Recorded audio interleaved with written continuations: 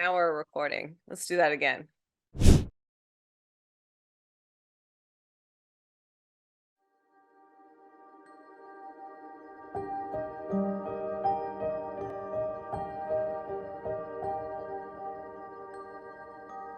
I was beginning film school when I had to leave for a family memorial. That's what led to the unearthing of the archives of my great-grandfather, Jacques. It turned out he had invented one of the most revolutionary movie cameras of all time, the Bolex.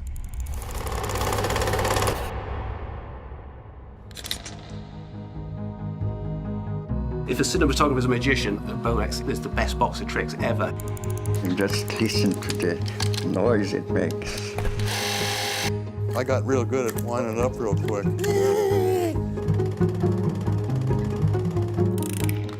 They're nice and light and you can do a lot of camera moves with them.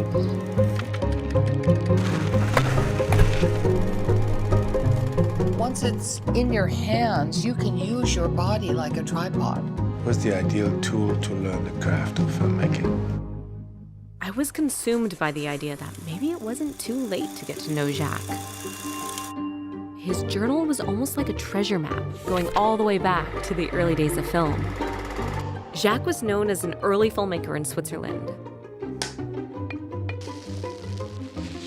Okay, Alyssa, can you please tell me about how you find the ways to make your documentary into being a real project? I mean, I know that it's not easy to find funding and budget or finance for a documentary film. It's easier for a narrative film, but since it's a documentary film, and in the world, documentary films are not funded and financed easily. So I know actually how you came to find the funding, and I know it was not easy. It took a long time, and I'm aware of such stories because most people are trying to find their own ways to fund their projects if those are documentary projects. So can you tell us about your adventure with funding your own project? Yeah, definitely. I think, like you said, everyone does it a different way. There's no specific way. In my situation, we didn't have funding from the family to really fund this big of a documentary because my great-grandfather hadn't been involved with the Bolex since the 30s, so there was no family fortune or anything. So we started with the usual grants, which usually have like you write this long grant application, you wait a year. Well, you find out about that, and if they deny you, you wait a whole nother year and you do it again, and you do that for like 10 different grant apps. We did that, none of that worked. We did Kickstarter, which was great.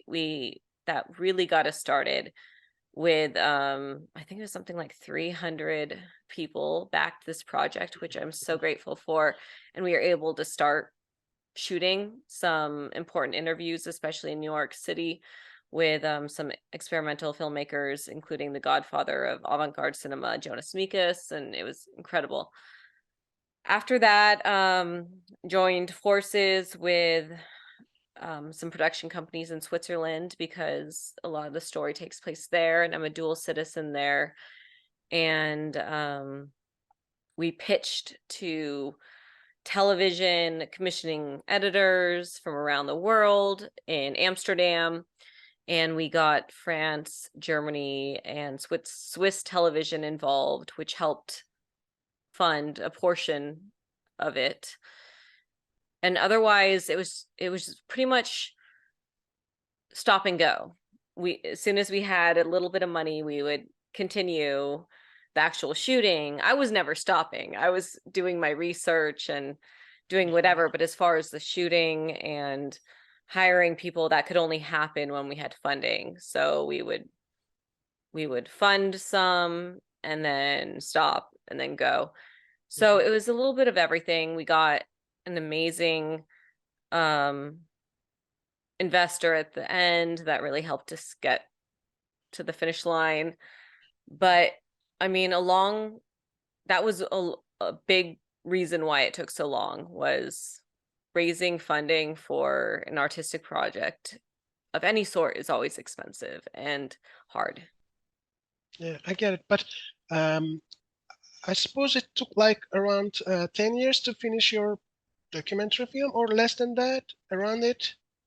Well, really, it was like 15 off and on, but it was really 10 Yeah. intense years, with the first 5 with me in Hmm. film school just Hmm. fumbling around. I get it. So yeah. Um, you do you regret that it took so long for you to finish your project? I mean, I would like it. I would have liked it to be shorter. Had I known it Hmm. was gonna be so long, would I have done it? I don't know. But I think anything worthwhile, if you know the It takes time, the yeah. hurt and the time that it's gonna take, you would never do it. So I'm glad I didn't know, because then I wouldn't have done it. So I don't regret it, but Mhm. I'm thankful I didn't know starting out. Mhm. I get it. So after that, I'm just curious about what was your inspiration for this documentary? Have you been inspired by other documentaries? Actually, I want to ask that question because as I told you earlier, there's something different, very different, and there's something very unique about your documentary that doesn't look like, or that's not visible in other documentary films. It's not about a camera. It's not about the Bolex. It's not about your parents. I mean, it's not about your grandparents, the inventor of Bolex. It's not only about you and your connection or your relationship with your family roots. I think that there is something much deeper down in the movie, and it's not totally a whole documentary. On the other hand, it's it's like a narrative film, but I cannot define it because it's not a narrative, it's not a documentary. Actually, it's also a documentary film and it's also a narrative film, but the way you made, I mean, the way you put together this film is very different. I mean, I've seen hundreds of, thousands of documentary films, and I see maybe around 1,000 documentary films a year.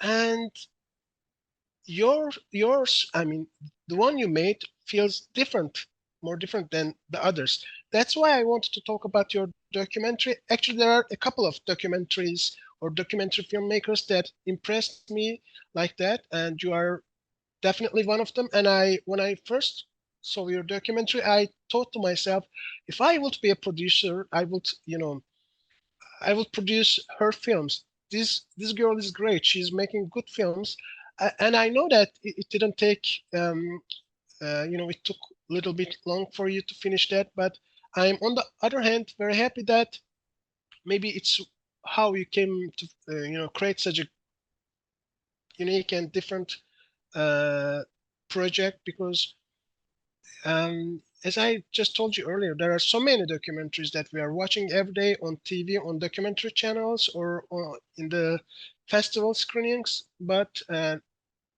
it's not easy to find a different documentary film. So that was very impressive. And on the other hand, can you please tell me about why your documentary is not only about the Bolex, the camera, but it's also, I mean, why did you choose to name your documentary Beyond the Bolex? Because I can see that you are more interested in more things other than Bolex because you are more interested in what's surrounding and what's the peripheral things about this camera and about what this camera do to your um, story. Exactly. I feel like you exactly get what this was. And this wasn't a documentary about the Bolex, which we literally called it Beyond the Bolex, meaning not only the Bolex for that reason. And for some reason, a lot of people are like, oh, it's a movie about the Bolex. I'm like, well, the Bolex is an important part, but Yeah. yeah, it goes way beyond that. And that was one of the things that was so difficult, was because I was juggling several narrative tracks. We have my journey to get to know my great grandfather and his story. We have his life story as a prolific Renaissance man, inventor, somewhat like a Steve Jobs type, someone who's always looking to the future. How can I change the future? How can I expand the world and change it? And then we have filmmakers, generations of filmmakers maybe almost 100 years, and how this camera helped them develop their craft and change their lives and their careers.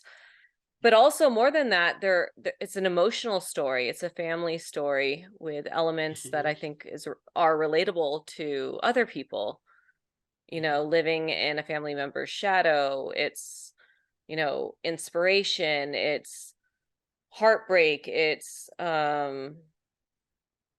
turmoil as far as war and citizenship and immigration and all of that together. And how do you ever write that on a grant application, which is part Yeah. of the problem with funding it. But yeah, you know, the vision to make it was hard to get on paper, and it was even harder to get into an edit, which required many re-edits, and luckily I had a great team involved to help me. But I So wanted, yeah, go on. you had a screenplay. A what? There is a you wrote a screenplay for the documentary. No, it's not scripted. I mean, the whole thing is just. Have you written a documentary script for the project? Basically outlines, and then Yeah. revising outlines, and then Yeah. throwing that away, and then doing a new Mhm. outline, then revising that. In the last phase, when I did a complete re-edit with my final editor, we had a big cork board with different color index cards representing the different threads and themes. And I would just I had that up in my house in a place I'd always walk by. And so I would just kind of look at it and then think, and then I'd move a card around, and then I'd put a new card in, I'd take that card out. So there's so many great scenes that aren't in there because it's not because they're not great, they just didn't fit in the whole puzzle of the thing. But Well, that's kind of how we finished it. then could we say that you have walked in your grandparent footsteps? Because I find lots of similarities between you and your grandparent, the inventor of Bolex, because I can see when I watch the documentary that you are the kind of Renaissance person, just like your grandfather, maybe in a way, because you are creating uh, many things together. It's not just one thing that you. I mean, your documentary is on many levels a different project and a different film, and it's like a juxtaposition of different themes, different stories, different perspectives, because on the other hand you're telling the story of your grandparent, what he's been through, and on one hand you're telling what you've been going through when you are searching through your grandparents story. So it's like a story within story, but in a more different and much deeper way, I think. So maybe that was what was connecting the story and what was connecting you and your grandparent together. So did you think about, I mean, I'm just curious about, did you happen to watch other documentaries to get inspiration from when you were on the way of making this documentary? I was always watching documentaries, but I can't think of a specific documentary that really I tried to emulate. Because I think I'm asking that because I see that I mean, most filmmakers are one way or another consciously or unconsciously stealing from other filmmakers. But when I watched your documentary, I couldn't find any inspiration from other filmmakers or from other documentaries. It was just like that. That was what I just told you. It looked so unique and it looked so original. So it felt like the whole thing came out from you, from inside to you. thank you. Probably there was no other. I mean, the whole inspiration probably was you and your grandparent, and what and the sort of relationship you had established with your story. So there is one final question I want to ask you about. I mean, now you know that cinema and filmmaking is changing and evolving very differently, and the trend is changing very rapidly. So now YouTube or other platforms such as, you know, Netflix or other platforms, digital platforms are very upfront. So are we interested in those platforms? And do you think that those platforms are affecting the industry and the art of cinema and the filmmaking or the documentary filmmaking badly or in a good way? So what are your thoughts about that? Okay. If you don't mind, I just want to kind of go back to the last question really quickly and add something that I think you'd find interesting, Yeah. and then come back to this. I might need you to remind me, but I think it is something that interests you. So as far as making the documentary, somewhere around the middle when I was making it, I had a thought. One night it just hit me. And I was thinking about these boxes and boxes of belongings of my great grandfather, films from when he was inventing it in 1927 through when he died in 1962, photographs, everything. You know, he had moved from Europe to the US. I know you can only bring a certain amount of things. You can't save everything. You've got to throw things away. You have to just part with memories and material items. It was curated kind of like today with our, not quite as extreme, you know, with Facebook, with social media. We post what we want to remember, what we like, the good moments. And so I started thinking about everything he left behind being his curated version of his life, the good times mostly. I also had his journal, which he was not only the good times, he wrote about everything. So it was mostly documents showing the good and the bad, and the photographs and the films showing the great. So I called it his symphony in my mind. And I decided that, you know, I was going to conduct it. So that's kind of the Yeah. relationship I took, is I'm like, this is his symphony and I'm going to conduct it. And that's what I took and I went forward with. Yeah, I can say that you really conducted a symphony when you made that movie, because I can see that you created a different and very impressive visuals in the movie, and the storyline is also very, you know, gripping and interesting and exciting, at least for my part. And I know that when people watched your documentary at the festival in Istanbul, uh, they were all, I mean, the audience was so happy when they watched that documentary. And I realized that maybe you didn't get that, but some of the audience were talking to themselves, or they were talking among them, and they were saying that, oh, it's so beautifully made documentary film. It's so emotional, and it's so different, and it's so beautiful. People were in the audience were telling about that when you were sitting behind the, you know, curtain. But I think it was not only me that thought that your documentary film is very beautiful.